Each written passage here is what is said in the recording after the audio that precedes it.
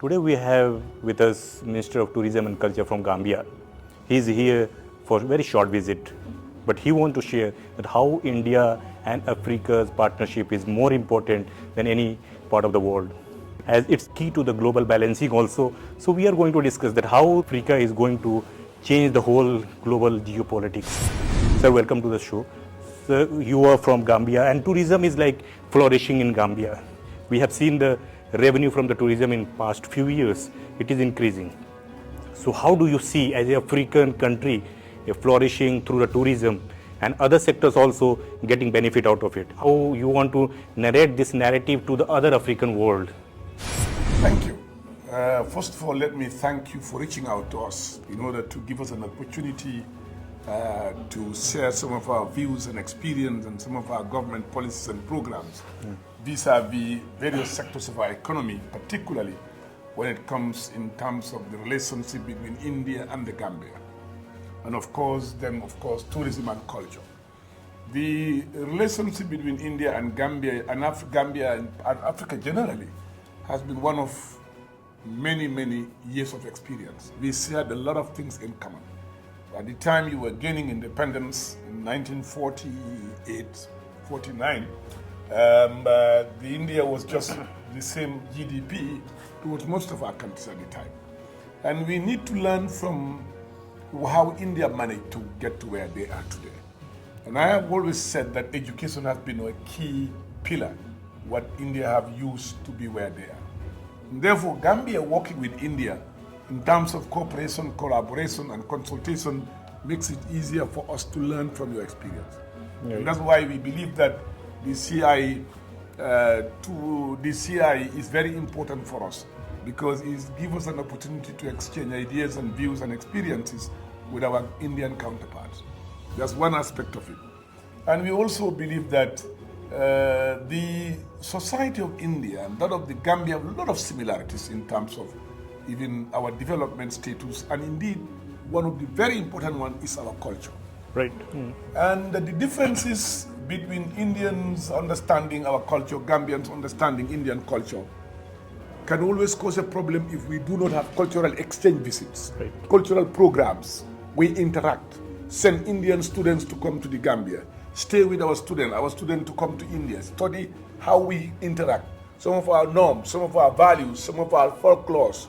What are the things that really are acceptable in India, doable in India, what I think are doable in Gambia and acceptable in Gambia. By that, I think the interaction, people coming together, would be easier, and that we can live together, and then we can also understand each other. I think that's an element we cannot forget. Right. Yeah. Cultural exchange visits are very important for us, for the two countries to try to start working on that as quickly as possible. We have a lot of Indian citizens in the Gambia, as we speak now, into all aspects of our jobs. Right. They're into that, and then of course you have Gambian students in India studying in India. So, and then we have Indian businessmen and women who are also who are in the economy, participating very well. So it's a high time now we start exchanging business. When it comes to tourism, Gambia is unique in Africa. We have the most mild climate in the world, and we are a country that is not hugely big. We're a country which is a reasonable size, right, with about 2.8 million people. Population that would be just more than this district here in Delhi. But because of our size, because of our interaction, because of our closeness as people, we have developed that human relationship between human to human that has led us to be called the smiling coast of Africa. If you want to find the most beautiful and smiling people in this world, you just go to Gambia, and you'll find it in the hearts and minds of people. Yeah, as soon as you approach them, you will see the beauty in them, right, and how welcoming, how desirable they are to interact with people and be with people. As a result of that, we developed a strong tourism policy and programs that have come a long way to where we are today.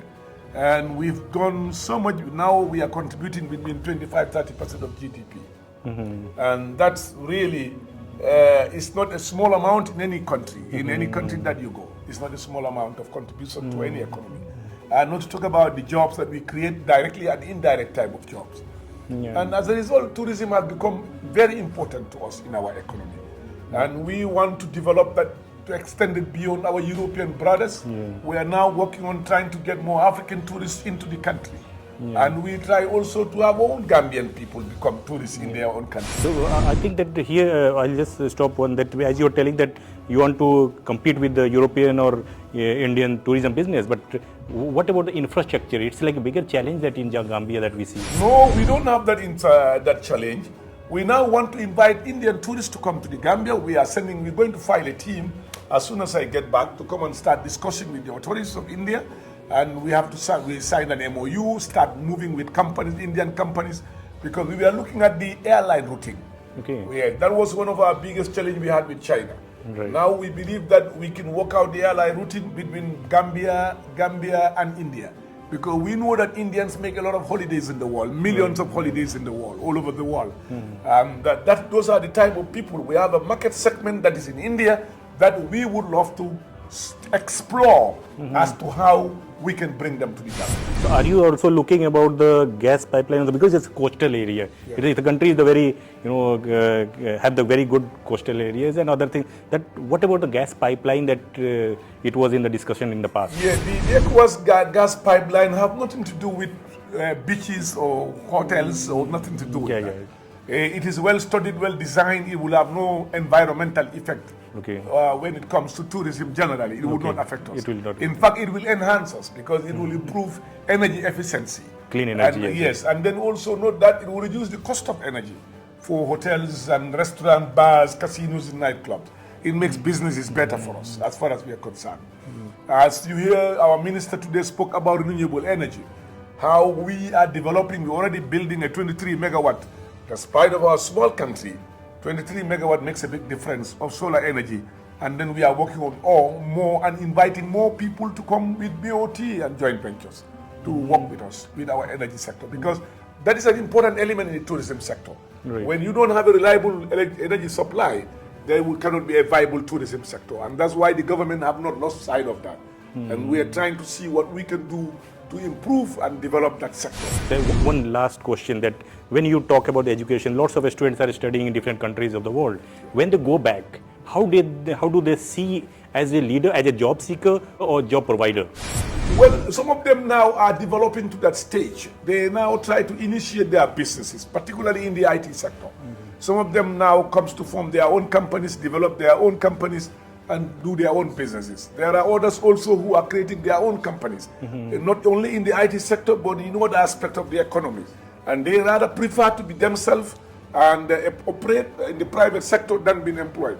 Well, there are those that we still now have to employ to improve on our service delivery in all aspects of governance, which is very important for us. So the students coming back always add value to our country. They always add value to our economy in general.